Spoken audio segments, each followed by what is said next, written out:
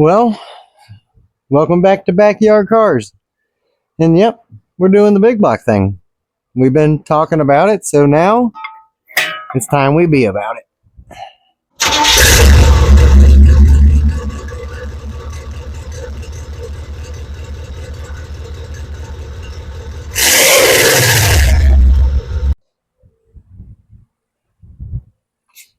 Well, I've given myself just enough room, I think, to get this thing up and out of this hole here and under the carport a little bit.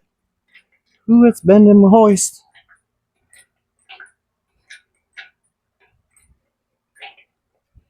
And I can't hit the hot rod behind me. And if it starts raining, I gotta get the hot rod back up under the carport. So hopefully I got enough room.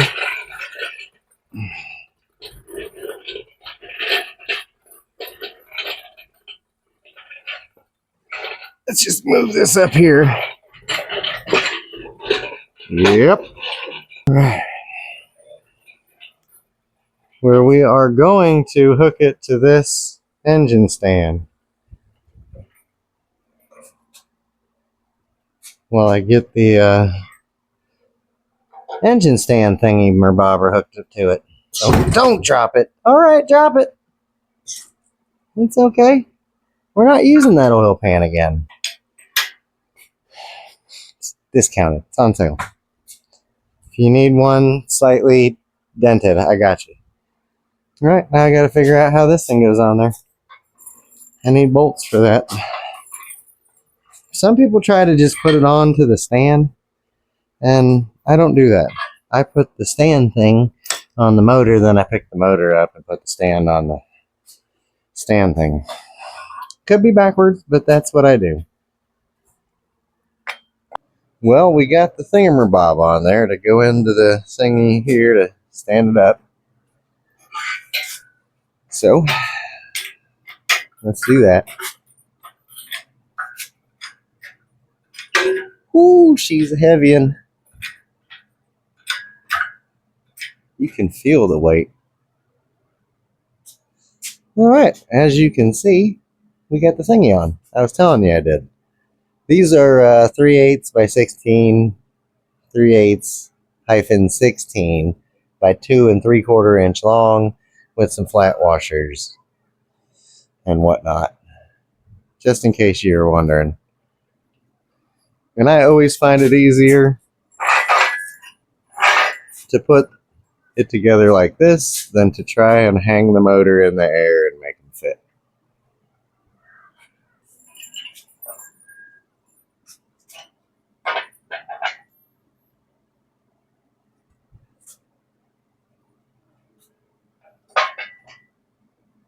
Gotta go up a hair more or down, but I'll go up.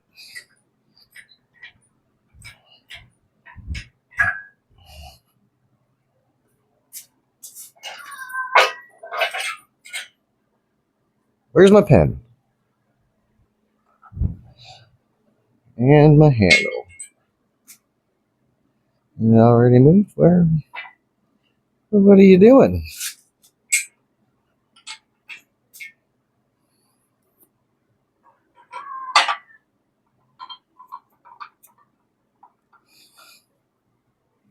Yahtzee. Now, can we set it down without dropping it all the way on the ground real hard? That's always key. Because you know the engine stand never lets you down easy. Easier. Oh, easiest. Is it going to hold it? Here's where we find out.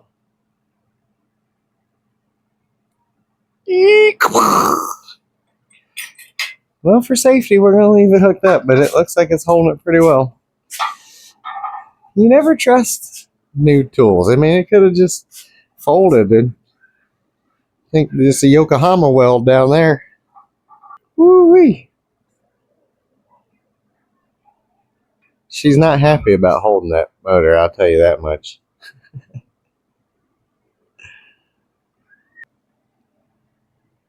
Now, I guess we just push it out in the rain and give it a bath.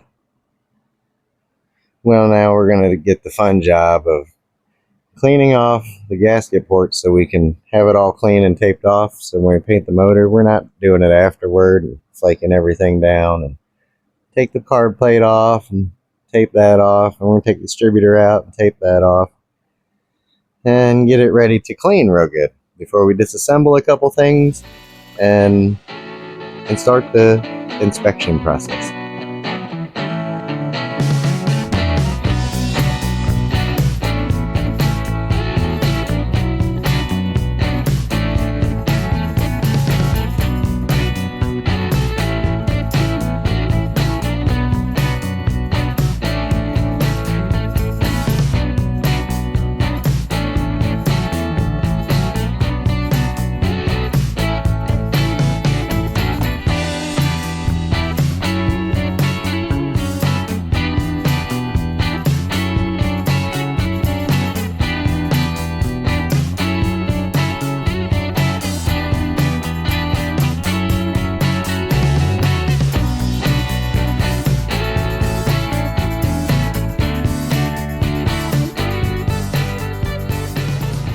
Well, now I get to go around and wire brush all the areas that, the paint's still going to chip off of or didn't get scratched up enough. And then we're going to figure, do we paint it or did that turn out pretty good, nice and clean with the, patina look. Patina's cheap. I mean, this is free. It's going to cost money if we got to try and paint it. But that would fit the Monte Carlo pretty good. Just a ugly old big block, nothing special. Look away. Alright, so it's all cleaned off. We flaked as much of the paint off, as we could flake off. Degreased it twice, wire brushed it once, and I started thinking about it. I really like that, actually. It's like the Motley Carlo. It's half orange, it's half blue. It's got flaking paint that's gonna rust. It's gonna fit the Monte if I just leave it like that. Alright, well, it's the next day. And you can see I got it taped off and got all the things off of it, mostly. And I was thinking, maybe I leave it like that and spray it clear. And I thought about it overnight, and, well, it's a brand new big block. Well, brand new for the car. And if you're already down this far, what does it hurt to squirt a little bit of paint on it? So that's what we're gonna do. We're gonna red it out. Not orange, not corporate blue, just generic engine red. Because I don't really care, and I had it. So now let's get the oil out. And I want to save the oil, so I've got these approved containers that have been drying out. I don't see any moisture in them. Well, maybe a little bit. Let's run some air in them, probably. All right. We have approved oil containment systems that hopefully, if I do this just right, I can contain the oil. But we both know that it's probably not going to be containable.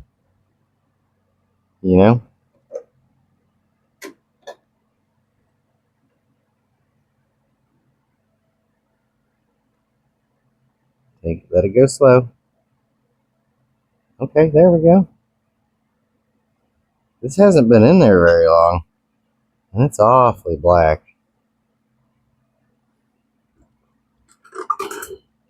I think it only has maybe 5 hours on it.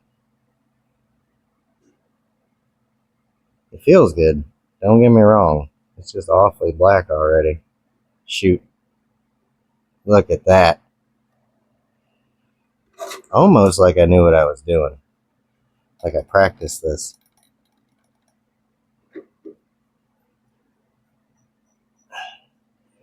Got some iced tea.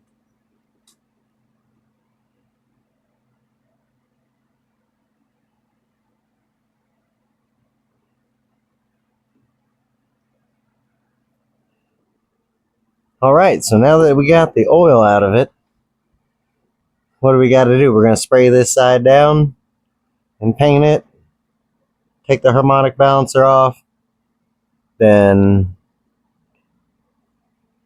roll the motor over, right? And take the pan off and let all the water pour out of the top of the motor onto the ground, off the front of the motor where I just painted. Sweet. But that's kind of where we're at it. Oops.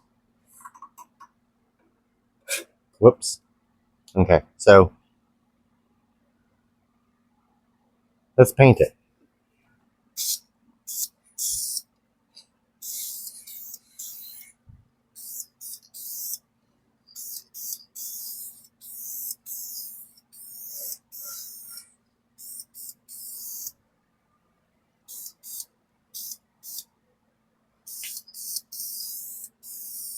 This first coat is just getting something on it. Just something to stick to, you know what I'm saying? So don't try and paint the whole thing, you know what I mean? Just get something sticky on there.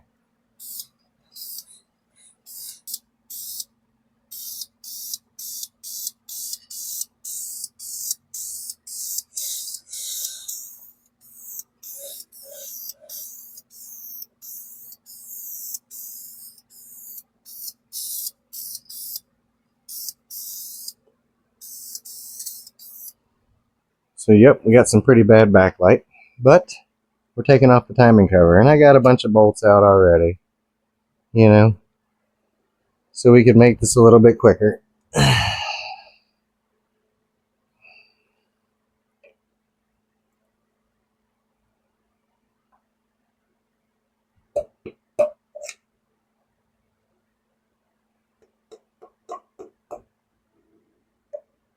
don't want to hit it where I'm gonna scratch my paint. There we go.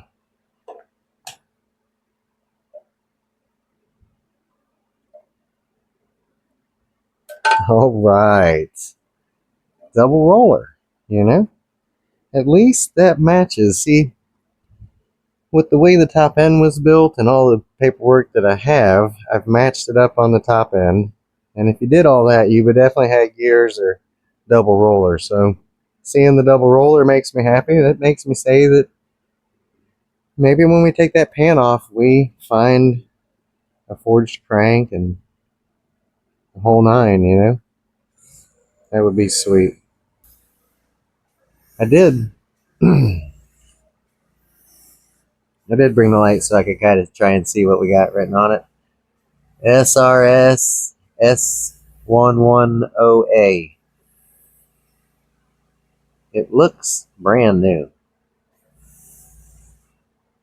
I mean, I don't even think we need to touch it, to be honest with you. It looks fresh. So y'all can really see what's going down. But I mean, that looks brand new. Just that tiny little bit of play. And this side is taunt. So if I was to kind of even everything out again, this side would be a little bit tighter than that. But I mean, that ain't nothing. That's a brand new chain. So I'm happy with that outcome.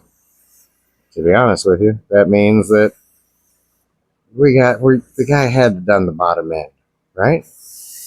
Would you spend all the money you've seen up here and not do the bottom end? Probably not. All right, we got it flipped over and we got the bolts out of the pan. And it was a job. My son didn't want to be on camera. So I did it off camera. Here we go. What do we got inside?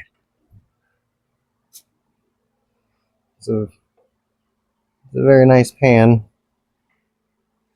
Well, what are we looking at? 2-bolt main. That sump screen looks crushed and sucked in on itself. I don't know, maybe it's designed to be that way. Let you guys figure that out. Definitely got aluminum pistons. I don't know. Can we tell? How do we tell what's up with the crank? We got to find casting numbers on it. Where's my casting numbers for my crank? Okay, well, let's figure it out. We're going to get you a peek in here real quick so you can see. Aluminum piston on the skirt. So we know we got aluminum piston. We got to get a casting number on the crank, right? Or look for some digitals somewhere on the crank.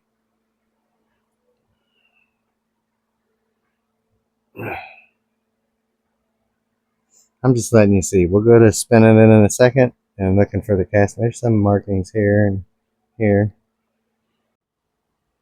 All right, so we rolled it around and we identified everything, and we tried our best to try and identify the push rods and who manufactures them, but I can't find a name anywhere on them. And I am going to turn the motor one more time and look again, but it looks like there's no name on them. Now, with that said, I've got the casting number for the crank right there. There is another number up on the front up here, but it's not, I don't know what that is. Maybe someone else can tell me what the other number is that's up here. It's only a 5-digit number.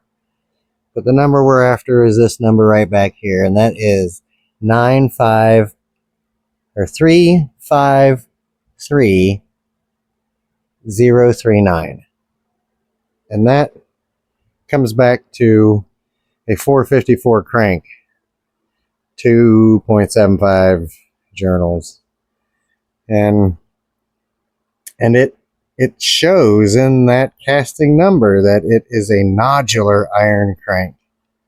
So it's cast, but it's cast with nodular iron. Well, the graphite is balled up instead of flaked. So it makes for a stronger cast crank. Now, if you couldn't find that number, or you're just going to eyeball this thing, you can come up to where they put it together at, and you can see that thin line. See what I'm saying? The thin line typically is going to tell you that that's a cast crank. I mean, you can kind of look at it and tell it's cast, but that's a cast crank. Now with this one though, that crank, like I said, the number comes back to a nodular iron. So it's not just cast, but it ain't as good as forged. You can see again where they put the two halves together, that skinny line. If it was forged, you would have a really thick line there. You know, it'd be a thick, kind of grinded looking line. Well, it kind of would look like that one, to be honest with you. But we know this is what it looks like. You know what I'm saying? It don't look, that is false. It kind of looks like that one, right? So the rods, on the other hand, we get down in here and peek at those. That is a forged rod. So it's got forged rods that are aftermarket, but unfortunately it's got a nodular iron crank, and I'm not feeling like 7,000 RPM is good, you know, on that. We're going to keep her to the regular big box. We're going to keep her under $6,000. You know what I'm saying? So we might, unless somebody comes through for us, you know, and we can get a really nice forged crank up in here, we're going to be keeping her under that RPM range. You feel me? But there we go. We've inspected it, and we know that the big block is, well, it's going to put out some ponies, and it's going to be all right. Our weakest link is the nodular iron crank. Everything else is built pretty good. So there's no doubt she's going to put out the horses. But is the bottom end going to hang in there for what we're going to do with it? Because we don't plan on being easy on her. But now I guess I got to scrape this gasket off and then get my pan out and start that process. Oh, I got to do the timing cover, then the pan. Timing cover goes on first. Yeah, I got a lot done. I got the timing cover on late last night. I had to pack everything up. So I'm in a tight little pinch right now, but I got the timing cover on, and I set up to do the pan gasket and was going to grab the camera, but when I set the pan gasket on, boy, it looked too big and the pan didn't fit right. And I had to go back and rethink it. And maybe I just overthought it. But on a small block Chevrolet, you have two different size gaskets for this. There's two different shapes. So on a big block, there's only one. And I've never used this one piece, like almost 3/8 thick rubber gasket before. So when I put the new pan on there was a huge gap right here. You could almost stick your finger through it, and you almost couldn't get this down.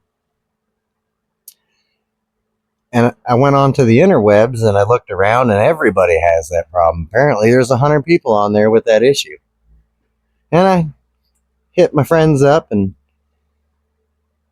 had a couple people said, you just got to mash it down. And I thought, well, I'll give it a try. So I tried to mash it down and was really unsuccessful. But I realized that these two bolts here are longer and the ones on the rear are longer than the rest. And I just thought to myself, well, if you can just get both sides down, then you can do all the rest. So what I did is I leaned the pan down and I got these two started with a couple threads. Right? Then I pushed down real hard on the back and I got the back two started with a couple threads. Then I came back up here and went one by one, skipping the holes, pushing down, and I get one or two threads on them. So I did that all the way around, so I had every bolt in. And then I started in the middle, crossed and worked it out. Hopefully the pan works out and sets right. I did pay attention up here because this pan had a hole in it. So I lined that hole up with the center of this gasket. And then once everything was tightened, I went up here and I pressurized this hole with some RVT. Just to be safe. Because if that gasket walks forward, all your oil comes out. So I'm trying to keep it from doing that. So here's where we're at. And now I can put the harmonic balancer back on and I can rotate the motor back over because we're done down here. And we got to pull the intake off because we want to clean on that. It's pretty nasty. Well, as you can see, we got the harmonic balancer pushed back on with the correct tool. I mean, we didn't play games. And we're going to move to this intake. And I've been on the interwebs, you know, trying to figure out a place local to me that does hydroblasting. Because I wanted to have the intake hydroblast. A lot of people told me, man, it'll look brand new and last like it was brand new. But I can't find anybody here on the west side of Orange County that does hydroblasting. Get this intake off.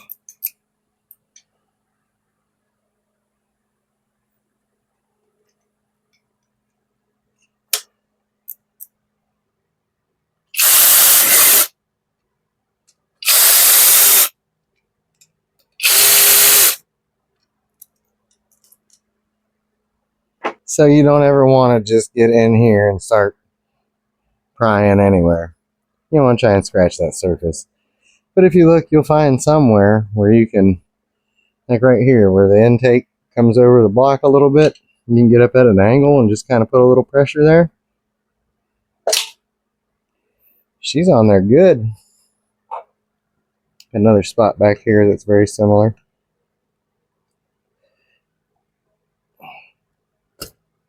Got the back popped.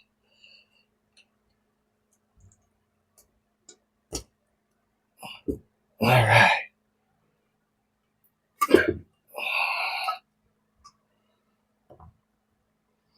Smells like gas in there. I know, you want to see in there. Let me figure out where I'm setting this at. Look at that. That's oval port heads. No RVT. My hat's off to you guys. You took a chance. Alright.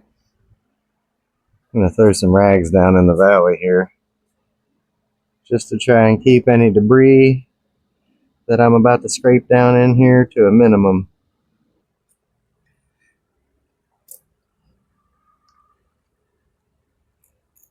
Oh, man, we could reuse that.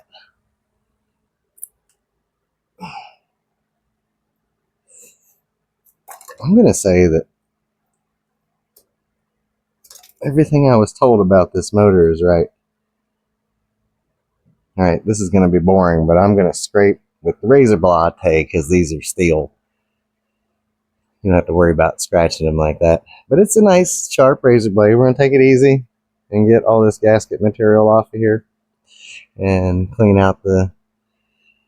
Well, we'll take the rags out and then we'll let you see down in there. You can see the cam and the lifters and all that. I'll let you peek at it and you can tell me how it sucks.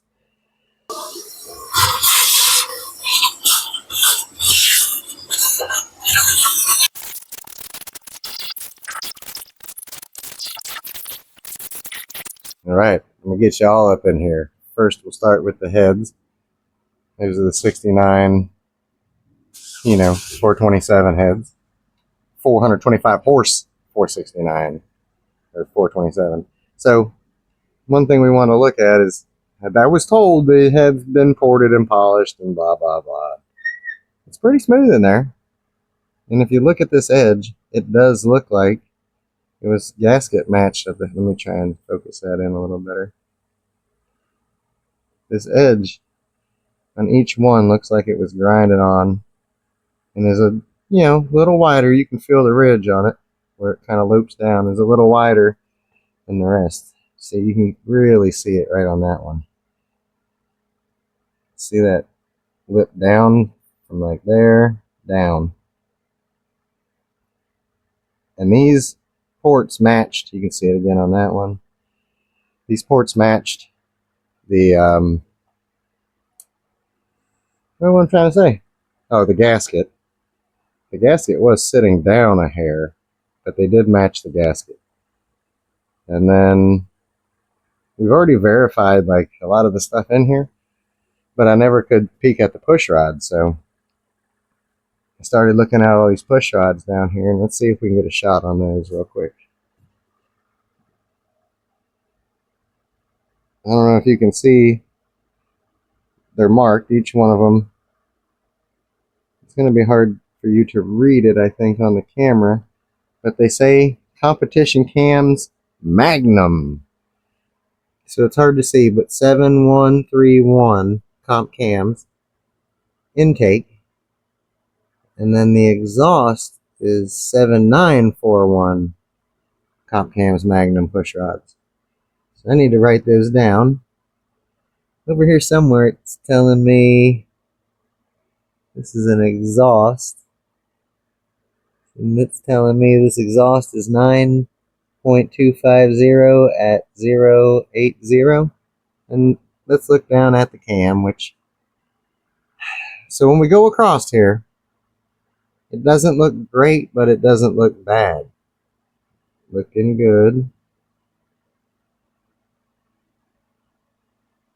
So we say the cam is acceptable. We'll write down the push rod lengths and do a little research on that.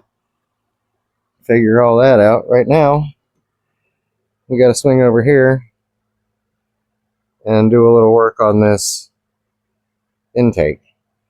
Clean up this side and then get all this corrosion off and fancy it up a bit.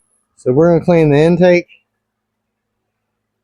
I guess we could take the valve covers off. We already been inside there, so I won't spend no time really going through that, but I'll let y'all see in case you missed it, we'll let you see what's inside there. But we're going to clean up the valve covers and the intake, reseal everything, and, of course, just stick it back on and, call it rebuilt. Because, like I said, we're going to clean up the whole top end, too. I got new valve cover gaskets somewhere. I didn't change these out last time I was in here because I knew I was going back in.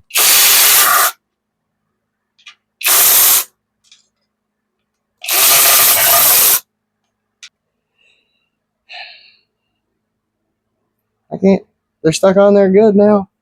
Oh, you know what? I think I put some sealant on them because they were all busted up. So I super glued them back together in those spots that they were all busted up on. 1.70 rockers, just so y'all that try and do the math on it. Trying to figure out how many ponies she's going to have. Let's see what we got going on in here. Looks just the way I left it.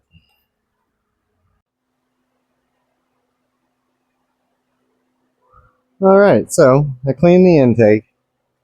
And then a friend reminded me, like, who are you? What are you doing? And I realized, you're right. I don't do that stuff. I don't care really what it looks like, but I just figured we could make one fancy. So I cleaned up the intake, but I didn't do much with the valve covers. You know, they are what they are. I got a bunch of rags on here trying to cover everything because I don't want a bunch of dust and you name it laying down in my intake while I was sitting waiting. But now we're going to stick the intake back on. Oh, you want to see it? Okay. Let's just set it up here for now.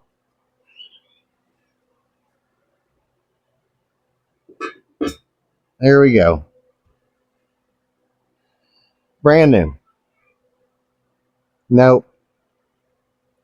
It was actually so bad I used muriatic acid, Alumabrite. I even soaked it in vinegar and lemon juice, and I scrubbed on it with a brass brush while doing all 9 of those chemicals. Tried them all together. I tried everything, and nothing, all of them individually took the powder off. But the aluminum was so deteriorated. Like, I think maybe somebody might have threw acid on it before and didn't get it washed off in time or something. But I had to wire brush it because there's nothing I could do here at the house that was going to get it off. And of course, once you wire brush it, it looks horrible. So I painted it. You're going to have to forgive me. I don't know what to say. I painted it. And then I got real fancy. And I even painted that. So we're approved. I mean, that added 15 horse right there. Right? So then I got the gaskets. This is actually the same gasket that was on it, just they quit making that one like 20 years ago. And it's got a new part number now. So that's going back on. And that's what we're doing. You know? Okay. Exactly. So let me take this back off and we'll start getting the gaskets. Well, the gasket set on there, because then that just drops on. Right. Got you on the sky view. And we're going to do the epoxy and RVTs and all that good stuff. Hopefully I got enough RVT in this little can. Probably don't.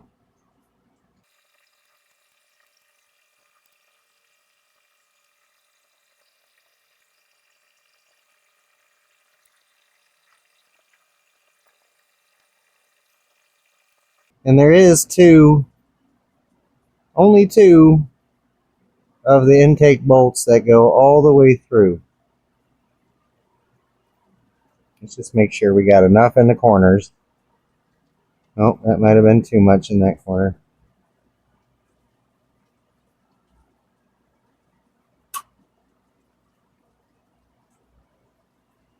Yep, I got my seeing eyeglasses on because I can't see from my eyes very well. Now let's try to set this down without wiggling it, bumping it, banging it.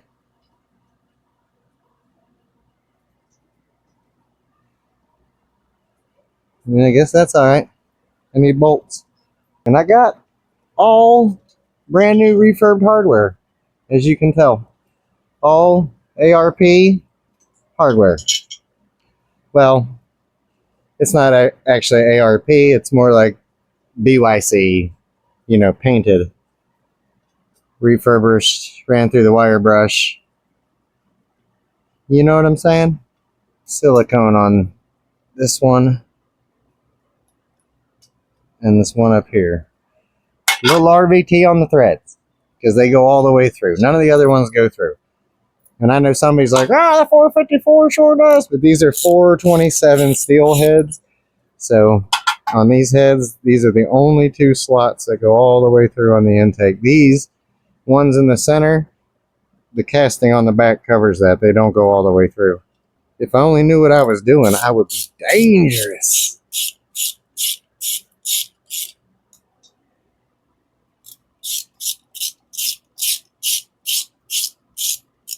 It's kind of weird, but okay, that's the mark for 15. Can I get in there with that? I cannot, but I can get into that one, right? Yes. So that's easy.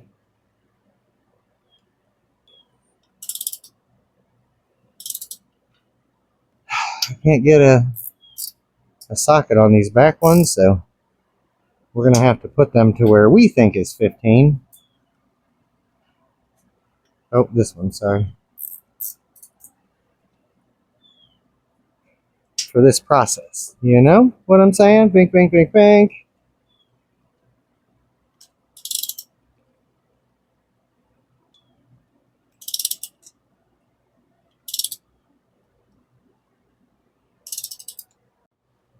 All right.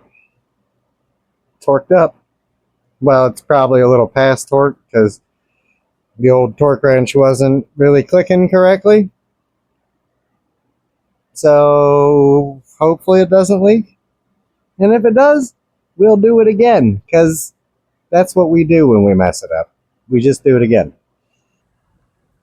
We can put on our ugly old valve covers. What do you think? Looking good in there? I don't know.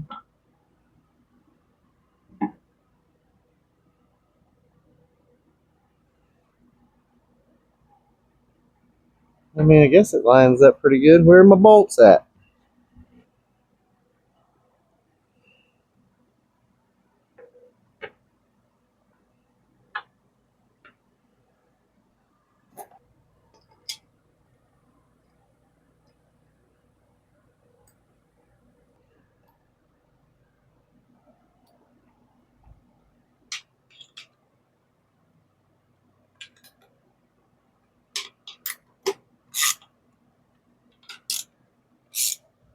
I think that's it. I think that's all we're doing to it before we stick it in the Motley Carlo. Then we'll throw the fuel system on it and the pulleys and what else I'm missing. Cooling system. I just wanted to be sure that I got it in a position to go in there. It is what it is. I mean, basically what you're looking at here, guys, is the big block version of a 350 with camel hump heads. You know what I'm saying? These are closed chambered, oval port, closed chambered heads. So it's like bolting, double humps, camel humps, fuelies, whatever y'all want to call them. It's like bolting those on your 350, just sticking these heads on here. And the heads have been ported. I can't explain that to you. All I know is that they are 427, 1969 427 steel heads. And these are the HOs, the 425 horse factory big block heads.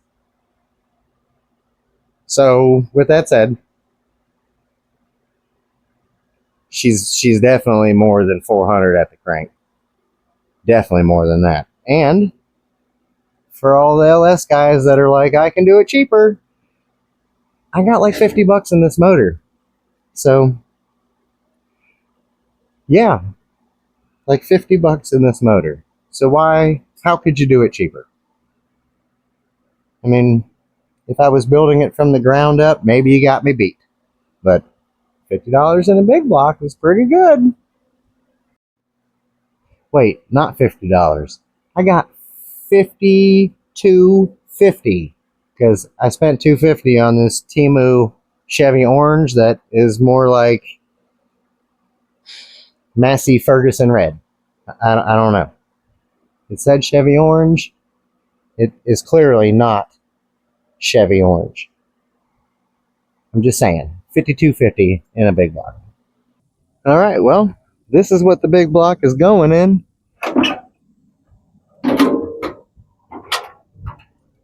Oh, got to get the small block out.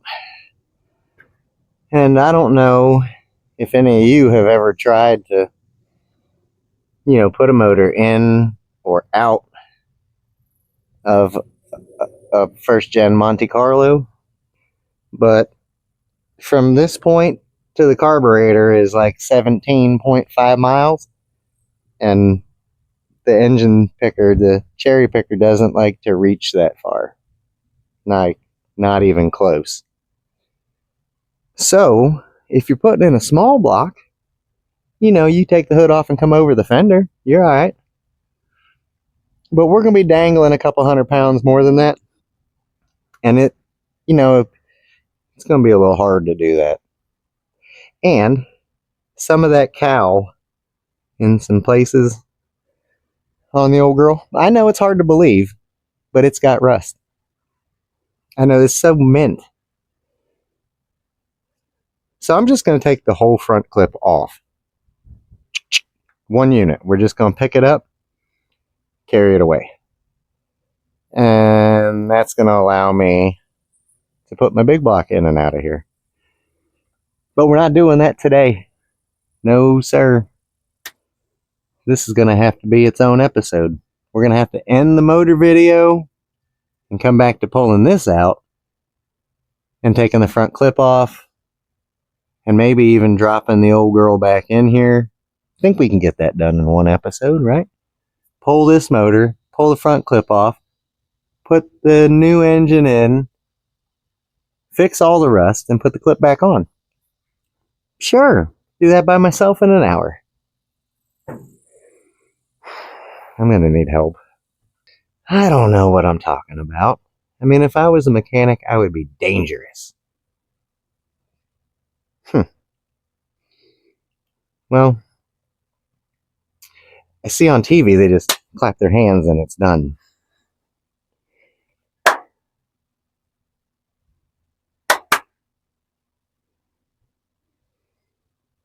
Don't seem like it's working for me. Okay, nothing ever works for me. I always gotta do it the hard way. Well, all right. I appreciate you guys watching. Hopefully you come back and,